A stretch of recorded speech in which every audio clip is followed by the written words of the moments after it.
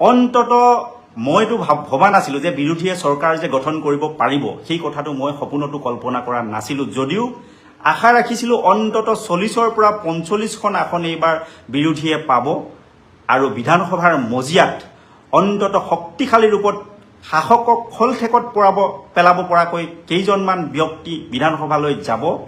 আৰু অন্তত এই যি কল্যাণকামী ৰাইজ আছে, যি ৰাইজে বিজেপিৰ ফেচিষ্ট চৰিত্ৰত ক্ষুণ্ণ হৈ তেওঁলোকক পদচ্যুত কৰিবৰ কাৰণে, গাদীচ্যুত কৰিবৰ কাৰণে ভাবি আছিল, সেই ৰাইজে অন্তত মনত অলপ সকাহ পাব এই কথাটো ভাবিছিলোঁ আৰু যাৰ কাৰণে মনে মনে আছিলোঁ। মূৰকত দেখিলোঁ যে যি বিগ ব্ৰাদাৰ বুলি আমি কৈছিলোঁ যে কংগ্ৰেছ, সেই কংগ্ৰেছ দলটোৱে কিন্তু অৱশেষত ইমান বেয়াকৈ মুখ ঠেকেচা খালে। গোটেই উত্তৰ অসম, মধ্য অসম, উত্তৰ অসমত মাত্ৰ এজন বিধায়ক জিকিবলৈ সক্ষম হ'ল। 19জন বিধায়কৰ ভিতৰত 18জন বিধায়কেই কিন্তু নামনিৰ মুছলমান সম্প্ৰদায়ৰ বিধায়ক, এজনেই মাত্ৰ হিন্দু বিধায়ক জিকিবৰ কাৰণে সক্ষম হ'ল। ইয়াৰ মূলতে দায়ী আচলতে আজিৰ তাৰিখত অখিল গগৈ বুলি প্ৰতিষ্ঠা কৰিবৰ কাৰণে একাংশই বিচাৰি আছে। এই নিৰ্বাচনটোৱে এটা কথাই স্পষ্ট কৰি দিলে, এটা কথাই মানে মানুহক জনাই দিলে যে যিসকলৰ ভৰি তলত মাটি নাই, কেৱল ফেচবুক ছ'চিয়েল মিডিয়াত তেওঁলোকে ডাঙৰ ডাঙৰ কথা কৈ লম্ফজম্ফ কৰি থাকে, কেৱল বৃহৎ সভাত বৃহৎ মানুহ আনি সভা পাতি দেখায়, সেইসকলক যে ৰাইজে গ্ৰহণ নকৰে এই কথাটো কিন্তু তেওঁলোকক দেখাই দিলে। অখিল গগৈ ডাঙৰীয়াই এবছৰমানৰ আগৰ পৰাই একদম মানে তেওঁ অন্তৰৰ পৰা যিমানখিনি ৰাইজক ভাল পায়, যিমান অসমক ভাল পায়, সকলোবিলাক উজাৰি দি তেওঁ নিজৰ সভাপতি পদটো ত্যাগ কৰিবৰ কাৰণেও তেওঁ প্ৰস্তুত হৈ আছিল। তেওঁ লুৰিণজ্যোতি গগৈ ডাঙৰীয়াকো কৈছিলে যে AJP অসম জাতীয় পৰিষদ আৰু ৰাইজৰ দল একত্ৰিত হ'ব লাগে, প্ৰয়োজন হ'লে তেওঁ সভাপতি পদটো এৰি দিবৰ কাৰণেও তেওঁ সন্মত আছিলে। বাৰম্বাৰ বাৰে ৰাজপুত্ৰ তৰুণ গগৈ ডাঙৰীয়াৰ পুত্ৰ গৌৰৱ গগৈ ডাঙৰীয়াকো তেওঁ অনুৰোধ কৰি আছিল যে একত্ৰিত হ'ব লাগে। তাৰ আগত ভূপেন বৰা ডাঙৰীয়াৰ সৈতেও তেওঁ কথা বতৰা পাতিছিলে, একেৰাহে তেওঁৰ লগত কথা বতৰা চলাই আছিলে যে আমি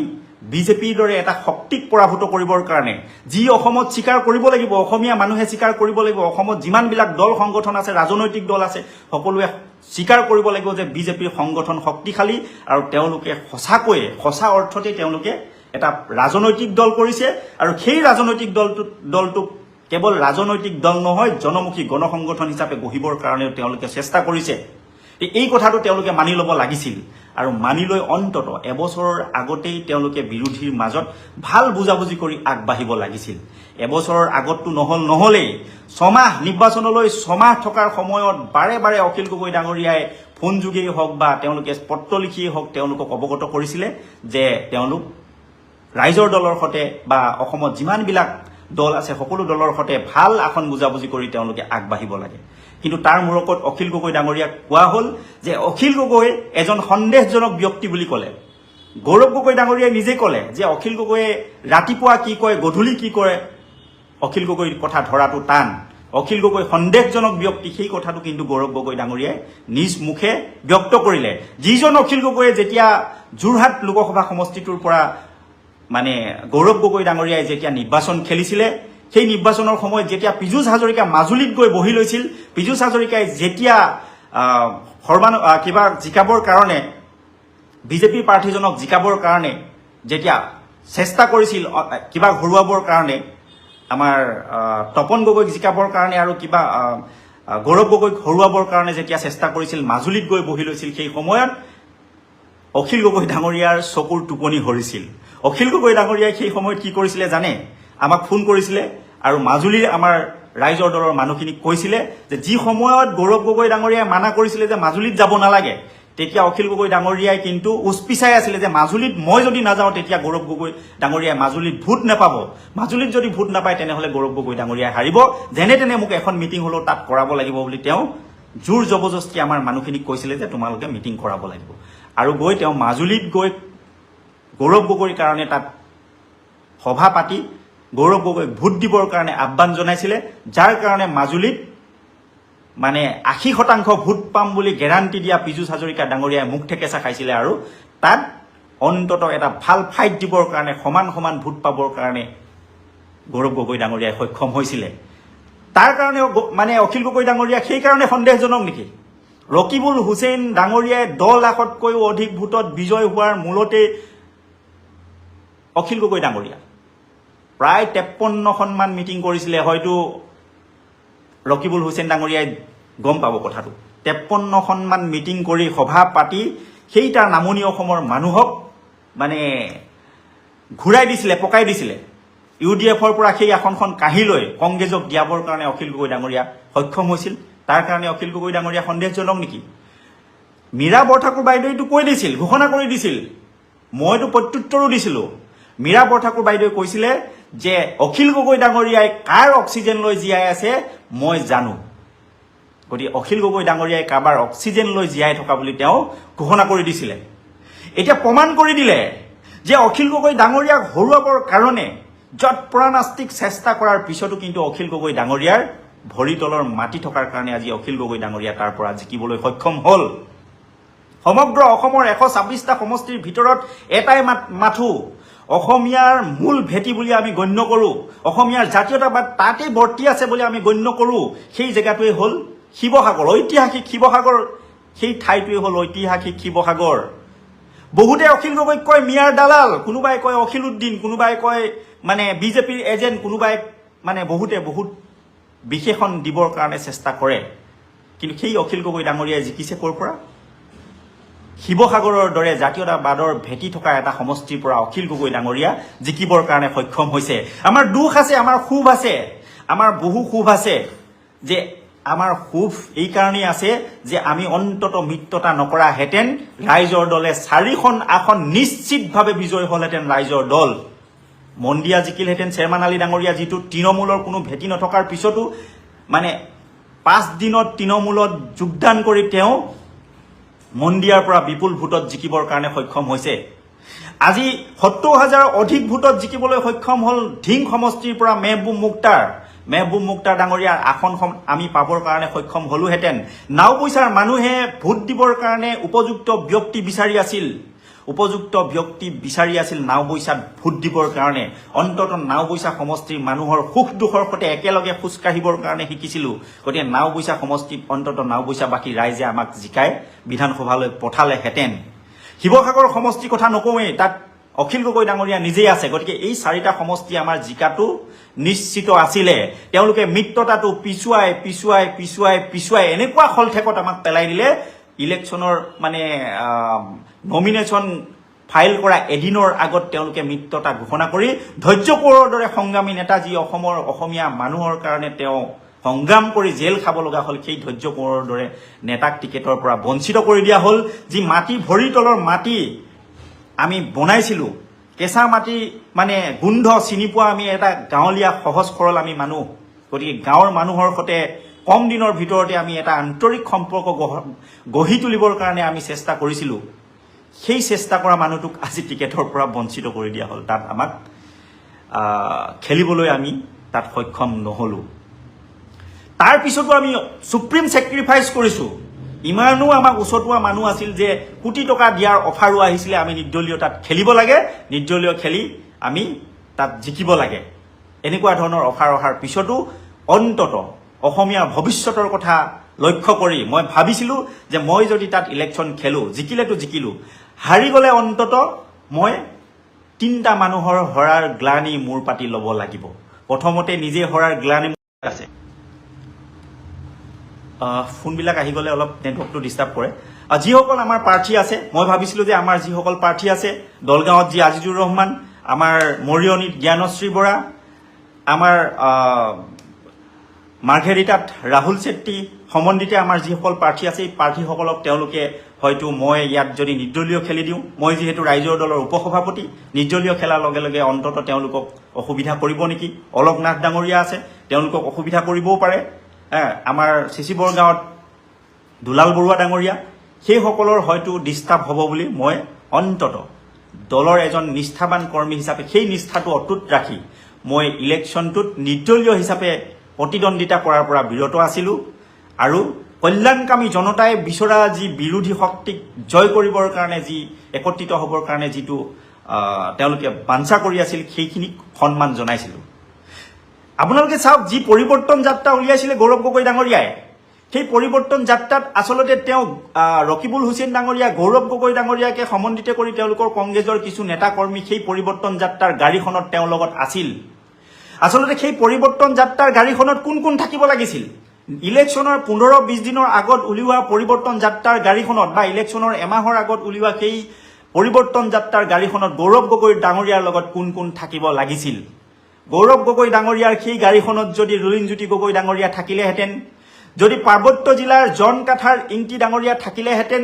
যদি অখিল গগৈ ডাঙৰীয়া সেই পৰিৱৰ্তন যাত্ৰাৰ গাড়ীখনত থাকিলেহেঁতেন, তেতিয়া অসমৰ মানুহে আস্থা আৰু বিশ্বাসত লৈ অন্তত বিৰোধীক ভোট দিবৰ কাৰণে ভাল পালেহেঁতেন। কিন্তু অসমৰ মানুহে দেখি পালে যে বিৰোধীৰ মাজত মানে কোনো ধৰণৰ ভাল সন্মানজনক বুজাবুজি নাই। তেওঁলোকে ৰাইজে বেয়া পাইছে, ৰাইজে বেয়া পোৱাৰ কাৰণে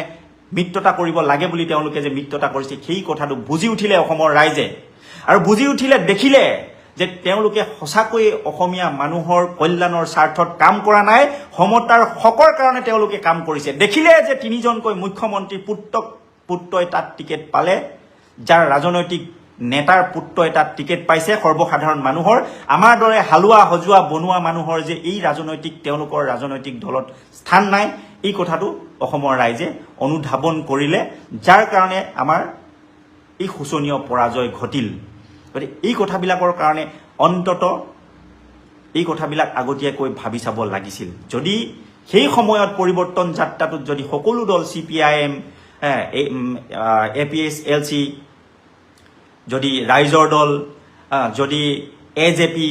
এই সকলোবিলাক দল একত্ৰিত হৈ যদি একেলগে পৰিৱৰ্তন যাত্ৰা যদি সেইদিনা সেই গৌৰৱ গগৈ ডাঙৰীয়াই যেতিয়া আৰম্ভ কৰিছিলে তেতিয়াই যদি কৰিলেহেঁতেন, অসমৰ হয়তো ৰাজনৈতিক ভৱিষ্যতৰ ইতিহাস অলপ সলনি হৈ গ'লহেঁতেন। অন্তত চৰকাৰ গঠন কৰিবও নোৱাৰিলেও অন্তত ষ্ট্ৰং বিৰোধী, শাসক পক্ষত হলঠেকত পেলাব পৰাকৈ এটা বিৰোধী দল, এটা বিৰোধী শক্তি তেওঁলোকে গঠন কৰিব পাৰিলেহেঁতেন। আজি এনেকুৱা অৱস্থালৈ গতি কৰিল, অন্তত বিৰোধী হ'ব পৰাকৈ তেওঁলোকে আসন কেইখনো নাপালে। বিৰোধী হ'বলৈ 24খন আসন লাগে, 1/3 যিহেতু লাগে, গতিকে 24খন আসনো তেওঁলোকে গৰাকী হ'ব নোৱাৰিলে। এইটো আচলতে অত্যন্ত এটা দুখৰ বিষয়। যি সময়ত বিজেপিয়ে গাঁৱে ভূঞে সংগঠন শক্তিশালী কৰি মানুহক আকৰ্ষিত কৰিবৰ কাৰণে সভা সমিতি পাতি ঘৰে ঘৰে দৌৰি আছিলে ভোট বিচাৰি, সেই সময়ত আমাৰ নেতাসকলে খোৱা কামোৰা লাগি নিজৰ মাজতেই তেওঁলোকে নিজৰ মাজতেই কাজিয়া কৰি থাকোঁতে তেওঁলোকৰ সময় পাৰ হৈ গ'ল। গতিকে বহু বাঘা নেতা গৈ কংগ্ৰেছৰ পৰা গৈ বিজেপিত যোগদান কৰি এতিয়া জিকিবৰ কাৰণে, বিপুল ভোটত জিকিবৰ কাৰণে কিছুমান সক্ষম হ'ল। গতিকে এনেকুৱা এটা দুৰ্ভাগ্যজনক পৰিস্থিতিত আমি যাব লগা হ'ল। ইয়াৰ কাৰণে কিন্তু অখিল গগৈ ডাঙৰীয়া দায়ী নহয়, ৰাইজৰ দল দায়ী নহয়। ক্ষোভ আছে, খং আছে আমাৰ। গতিকে এই খংবিলাক ৰাইজৰ আগত ক'বৰ কাৰণে আৰু এটা কথা, মোক বোলে উপযুক্ত সন্মান দিয়া হ'ল নাওবৈচাৰ এখন সভাত। মই টিকেট নাপালোঁ যদিও মই কেইবাখনো সভা সমিতিত মই অংশগ্ৰহণ কৰিলোঁ। মই দেখিলোঁ যে মাইনৰিটি আমাৰ যি নাওবৈচা সমষ্টি তাৰ মাইনৰিটি অংশটোত 55,000তকৈও অধিক যিহেতু আমাৰ মাইনৰিটি ভোট এই সমষ্টিটোত আছে। এই মাইনৰিটি মানুহখিনি এছাৰৰ হাৰাশাস্তিৰ সময়তে হওক, বানপানীৰ সমস্যাতেই হওক, এই সকলো সমস্যাত আমি তেওঁলোকৰ লগত আছোঁ। তেওঁলোকৰ সুখে দুখে আমি সকলো মানুহৰ লগত আছোঁ। তাৰ ভিতৰত মাইনৰিটি মানুহৰ সমস্যাটো আমি মাত মাতিছোঁ। গতিকে মাইনৰিটি মানুহৰ আমাৰ ওপৰত এটা আস্থা আৰু বিশ্বাস আছিল। গতিকে এই আস্থা আৰু বিশ্বাসহীনতা নাহক বুলি আমি জয়প্ৰকাশ দাস ডাঙৰীয়াৰ সৈতে আমি কেইবাখনো সভাত আমি উপস্থিত হৈ তেওঁলোকক সন্মান কৰাইছিলোঁ যে আমি কংগ্ৰেছক ভোট দিব লাগে, ভোট দিবৰ কাৰণে আমি অনুৰোধ জনাইছিলোঁ। তাৰপিছত গৌৰৱ গগৈ ডাঙৰীয়াৰ উপস্থিতিত, লুৰিণজ্যোতি গগৈ ডাঙৰীয়াৰ উপস্থিতিত নাওবৈচাত যিখন সভা আছিল, সভালৈ মোক টেলিফোনিক নিমন্ত্ৰণ জনাইছিলে। কিন্তু একেবাৰে সভাখনৰ শেষ মুহূৰ্তলৈকে আমাৰ ৰাছেল হুছেইন ডাঙৰীয়া আহিছিলে আৰু এজন আমাৰ বিবেক দাস ডাঙৰীয়া তাত উপস্থিত আছিল। সেই সভাখনত কংগ্ৰেছৰ সকলোবিলাক লিডাৰক গামোচা পিন্ধোৱা হৈছিল। আমাৰ ৰাছেল হুছেইন ডাঙৰীয়া, ৰাইজৰ দলৰ সাধাৰণ সম্পাদক ৰাছেল হুছেইন ডাঙৰীয়া, CPIMৰ বিবেক দাস ডাঙৰীয়া, এজন ইমান জ্যেষ্ঠ নেতা, তেওঁলোক দুজনক এখন গামোচা দিবলৈও তেওঁলোকৰ আহৰি নহ'ল। কিন্তু তেওঁলোকৰ কংগ্ৰেছৰ সকলো লিডাৰকে তেওঁলোকে গামোচা পিন্ধাবলৈ আহৰি পালে। মই গৌৰৱ গগৈ ডাঙৰীয়াৰ পিছৰ আসনখনতেই মই বহি আছিলোঁ আৰু আমাৰ ৰাছেল হুছেইন ডাঙৰীয়াই মানে লক্ষ্য কৰি আছিল। ৰাছেল হুছেইন ডাঙৰীয়াই গৈ গৌৰৱ গগৈ ডাঙৰীয়াক কাণে কাণে কৈছিল যে তোমালোকে ৰাইজৰ দলৰ যিজন প্ৰাৰ্থী ইমানখিনি ত্যাগ কৰাৰ পিছতো এখন গামোচা পিন্ধাব লাগে বুলিও তোমালোকৰ জ্ঞান নাই। এই কথাটো কোৱাৰ পিছত গৌৰৱ গগৈ ডাঙৰীয়াই জয়প্ৰকাশ দাস ডাঙৰীয়াক মাতি আনি সভাৰ একেবাৰে ভগাৰ মুহূৰ্তত, য'ত কোনো সাংবাদিক নাই, সকলোৱে তাৰ পৰা মানে ৰাওনা হ'ল, আধাখিনি মানুহ গ'ল, তাৰ পিছত এখন গামোচা মোক দিছে। গামোচাখন মই কেতিয়াও নিবিচাৰোঁ, মই গামোচা পিন্ধা মানুহেই নহয়। মই কওঁ যে মই সাধাৰণ হালোৱা সজোৱা বনোৱা মানুহ মই। গতিকে আমাৰ নিচিনা মানুহক ইমান ডাঙৰ ডাঙৰ মানুহে গামোচা পিন্ধাব নালাগে। সেই সভাখনত 5 মিনিট কথা ক'বলৈ দিয়াহেঁতেন অন্তত জয়প্ৰকাশ দাস ডাঙৰীয়া আজি মানে প্ৰায় 48,000 ছামথিং মানে মাইনৰিটি ভোট পুল হোৱাৰ পিছতো মাত্ৰ 23,000 ভোটত জিকিবলৈ তেওঁ সক্ষম হৈছে। মানে প্ৰত্যাহ্বানটো ডাঙৰকৈ দিয়া হৈছে। যদি 10,000 ভোট 10,500 মাইনৰিটি ভোট যদি কেনেবাকৈ যদি AGPয়ে পালেহেঁতেন, তেতিয়া কিন্তু ডক্টৰ জয়প্ৰকাশ দাস ডাঙৰীয়া নিশ্চিত হৰাৰ দিশলৈ মানে গতি কৰিলেহেঁতেন। গতিকে 48,000 পুল হোৱা ভোটৰ মাত্ৰ 1400 কিমান ভোট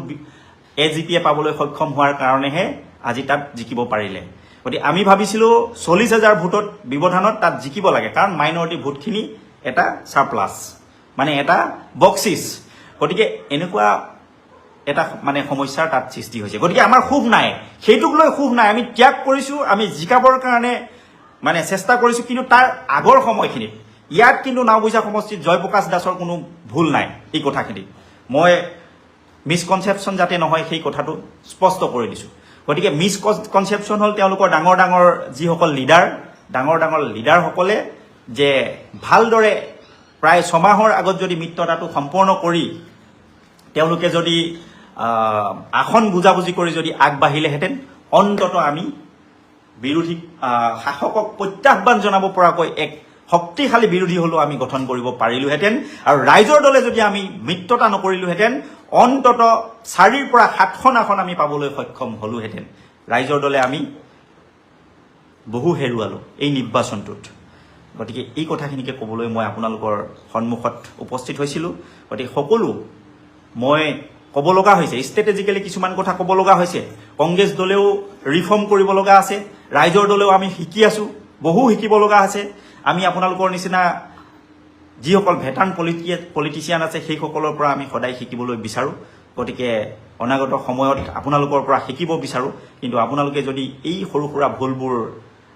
নকৰি যদি আগবাঢ়ি গ'লহেঁতেন, নিশ্চিতভাৱে আমি বিৰোধী শক্তিশালী ৰূপত থিয় দিব পাৰিলোহেঁতেন। কোৱা হৈছে যে মধ্যপ্ৰাচ্যত যি যুদ্ধ চলি আছে,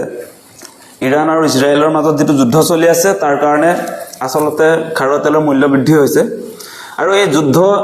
আজি বা কালি ষ্টাৰ্ট হোৱা নাই, সেই যুদ্ধ হোৱা আজি প্ৰায় 3-4 মাহ উকলি গৈছে। আৰু সন্মুখত নিৰ্বাচন থকাৰ কাৰণে আচলতে এই আপোনাৰ 3 মাহ মানে খাৰুৱা তেলৰ মূল্যটো বৃদ্ধি কৰা নাছিলে চৰকাৰে, আমাৰ এই মোদী চৰকাৰে। আজিৰ দিনটোত আচলতে পেট্ৰল আৰু ডিজেলত ভাৰত চৰকাৰ আৰু অসম চৰকাৰে কিমান টকা লয় সেই কথাটো আমি বহুতেই নাজানো, আৰু সেই কথাটো আমি নাপাতোৱেই। আপোনালোকে গম পালে আচৰিত হ'ব, আজিৰ দিনটোত আচলতে ভাৰত চৰকাৰ আৰু অসম চৰকাৰে পেট্ৰলত কিমান চাৰ্জ কৰে সেই তথ্যটো আপোনালোকক দিব খুজিছোঁ। আজিৰ দিনটোত যদি আপোনালোকে চায়, কেন্দ্ৰীয় চৰকাৰে পেট্ৰল 1 লিটাৰত আমাৰ পৰা চাৰ্জ কৰে 19 টকা 90 পইচা। 19 টকা 90 পইচা পাৰ লিটাৰ পেট্ৰলত আমাৰ পৰা চৰকাৰে টেক্স লয়, কেন্দ্ৰীয় চৰকাৰ মোদী চৰকাৰে লয়। তাৰ পাছত আমাৰ ষ্টেট গভৰ্ণমেণ্টে, ৰাজ্য চৰকাৰ হিমন্ত বিশ্ব শৰ্মাই 1 লিটাৰ পেট্ৰলত আমাৰ পৰা টেক্স লয় 18 টকা 80 পইচা। এতিয়া যে আপোনাৰ কিবা কিবি নতুন চৰকাৰখনে যে কৰি আছে, তেওঁলোকে যদি চৰকাৰখনে যদি সঁচাকৈ ৰাইজৰ কল্যাণৰ কথা ভাবে, তেনেহ'লে এই যে 18 টকা 80 পইচাকে 1 লিটাৰ পেট্ৰলত ৰাইজৰ পৰা যে আচলতে কৰ টেক্স লয়, সেইটো নাইকিয়া কৰি দিব পাৰে দেখোন। ৰাইজক যদি ইমানেই ভাল পায়, সেইটো কিয় নকৰে? আজি আপোনালোকে নিশ্চয় গম পায় যে আমাৰ ৰাজ্য চৰকাৰখনে ভেলু এডেড টেক্সৰ নামত, ভেটৰ নামত আপোনাৰ 18 টকা 80 পইচা আপোনাৰ পাৰ লিটাৰ পেট্ৰলত চাৰ্জ কৰে। যদি আমি পেট্ৰল আৰু ডিজেলত, যদি আজিৰ দিনটোত আমি পেট্ৰল আৰু ডিজেলত চৰকাৰে যিটো টেক্স লয়, সেই টেক্সটো যদি নলয় আমাৰ পৰা, তেতিয়াহ'লে আজিৰ দিনটোত পেট্ৰল 1 লিটাৰৰ দামটো হ'ব আজিৰ দিনটোত 64 টকা। আজিৰ দিনটোত যদি কেন্দ্ৰীয় চৰকাৰ আৰু ৰাজ্য চৰকাৰ, মোদী আৰু হিমন্তই যদি আমাৰ ৰাইজৰ পৰা সাধাৰণ ৰাইজৰ পৰা যদি পেট্ৰল ডিজেলত টেক্স নলয় তেতিয়া পেট্ৰলত আজিৰ দিনটোত ৰেট হ'ব পাৰ লিটাৰ 64 ৰুপিজ আৰু ডিজেলত আপোনালোকে জানে ডিজেলত হ'ব 62.74 ৰুপিজ 1 লিটাৰ ডিজেলৰ দামটো হ'বগে যদি টেক্স নলয় চৰকাৰে তেতিয়া 62 টকা 74 পইচা হ'ব কিন্তু আজিৰ দিনটোত কেই টকা হ'লগে আজিৰ দিনটোত কেই টকা আজিৰ দিনটোত আপোনালোকে সকলোৱে দেখিছে যে আজিৰ দিনটোত পেট্ৰলৰ দাম অসমত যদি চাই তেনেহলে 102 টকাৰ পৰা 103 টকা হৈছে ডিপু ওয়াইজ আৰু আপোনালোকে যদি চাই ডিজেলৰ ক্ষেত্ৰত 93 ৰুপিজ 93 টকা হৈছে ক'বাত 94 টকা হৈছে তেনেকুৱা পৰ্যায়ত দাম বৃদ্ধি হৈছে গতিকে আপোনালোকে বিবেচনা কৰি চাওক যে এই চৰকাৰখন সঁচাসঁচিকে ৰাইজৰ পক্ষত আছে না নাই কেৱল পেট্ৰল আৰু ডিজেলৰ যে দাম বৃদ্ধি হৈছে তেনেকুৱা নহয় আপোনালোকে দেখিব যে বজাৰলৈ যদি যায় আজিৰ দিনটোৰ পৰা আপোনালোকে দেখিবলৈ পাব কেনেকুৱা ধৰণে অত্যাৱশ্যকীয় সামগ্ৰীৰ আসলে দাম বৃদ্ধি হৈছে আপোনালোকে নিশ্চয় দেখিব সেয়া লাগিলে দাইলে হওক সেয়া লাগিলে মিঠাতেল হওক সেয়া লাগিলে চাউল হওক যিমান আপুনি দোকানৰ পৰা ক্ৰয় কৰিব শাক-পাচলিৰ পৰা আৰম্ভ কৰি যিবিলাক আমাৰ আসলতে গেলামাল দোকানৰ পৰা যিবিলাক আমি খাদ্য সামগ্ৰী ক্ৰয় কৰোঁ সেইবিলাকৰ আকাশলংঘী মূল্য বৃদ্ধি হৈছে গতিকে এই ক্ষেত্ৰত এতিয়া আমাৰ ৰাইজে মাগল নকৰা হৈছে এটা সাংঘাতিক এটা কথা হৈছে বে আজিকালি কি হৈছে মানে দাম বৃদ্ধি হলে চৰকাৰে যদি দাম বঢ়ায় তেতিয়া কি কয় মানে মই যে কৈ আছিলো আপোনালোকক মানে দেশভক্ত হলে বলে দাম বৃদ্ধি হ'ব লাগে একো নাই বলে দেশৰ কাৰণে সেইটো উৎসৰ্গা বৰঙণি দেশৰ বিপদৰ সময়ত সকলোৱে বলে সহযোগিতা কৰিব লাগে মানে মূল্য বৃদ্ধি যে কৰিছে ইয়াত সকলোৱে হাত উজান দিব লাগে সকলোৱে চৰকাৰ সহযোগ কৰিব লাগে নতুন এটা কনসেপ্ট আজি এই মোদীৰ দিনত হিমন্ত বিশ্ব শৰ্মাৰ দিনত আহিছে সাংঘাতিক কথা বিপদৰ সময়ত এতিয়া আপোনালোকে দেখিছে যে মিঠাতেল বুলে কমকে খাব লাগে বইলহে খাব লাগে বুলি কৈছে মানে তাৰপৰা কৈছে যে চাইনা আৰু জাপান সেই থাইলেণ্ডৰ মানুহে বইলহে খায় সেই কাৰণে ধুনীয়া বুলে স্বাস্থ্যপাতি সেই কথা বতৰা আজি বিজেপি মানুহবিলাক কৈছে কি যে মানুহ আৰু আপোনালোকে আচৰিত পাব আজি সংবাদ মাধ্যমত এটা বস্তু প্ৰচাৰ হৈ আছে যে মানে ভাৰতৰ ক্ষেত্ৰত ভাৰতৰ লগত কম্পেয়াৰ কৰিছে আজি আপোনাৰ নেপাল আজি বাংলাদেশ পাকিস্তানক ভাৰতৰ লগত কম্পেয়াৰ বাংলাদেশ পাকিস্তানৰ নেপালক কৰিব লাগে নে আমেৰিকা ইংলেণ্ডক কৰিব লাগে লাজ লাগে মোৰ আখাৰীৰ নেশনেল মিডিয়াৰ আজি হেডলাইন হৈছে বুলে মধ্যপ্ৰাচ্যৰ যুদ্ধখনৰ কাৰণে গোটেই মানে আমাৰ ওচৰ চুবুৰীয়া যিকেইখন ৰাজ্য দেশ আপোনালোকক কৈছো মই নেপাল বাংলাদেশ আৰু পাকিস্তান সেই তিনিখন দেশৰ লগত ভাৰতক তুলনা কৰিছে সংবাদ মাধ্যমে আজি ইংলেণ্ডৰ লগত আজি উন্নত ৰাষ্ট্ৰবিলাকৰ লগত সুইজাৰলেণ্ডৰ লগত আজি আমেৰিকা যুক্তৰাষ্ট্ৰৰ লগত যিবিলাক উন্নত দেশ আছে তেওঁলোকৰ লগত কেলে কম্পেয়াৰ নকৰে আজিৰ দিনটোত যে আপোনাৰ ভাৰতীয় টকাৰ মূল্য যে পতন হৈছে আপোনালোকে দেখিছে না নাই আজি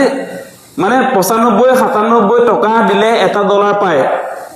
মুদিয়ে কি কৈছিলে $1 equal to 1 Indian rupee note কৈছিলে নে নাই মানে এটকাৰ যিমান আসলে ভ্যালু সেই সমান ভ্যালু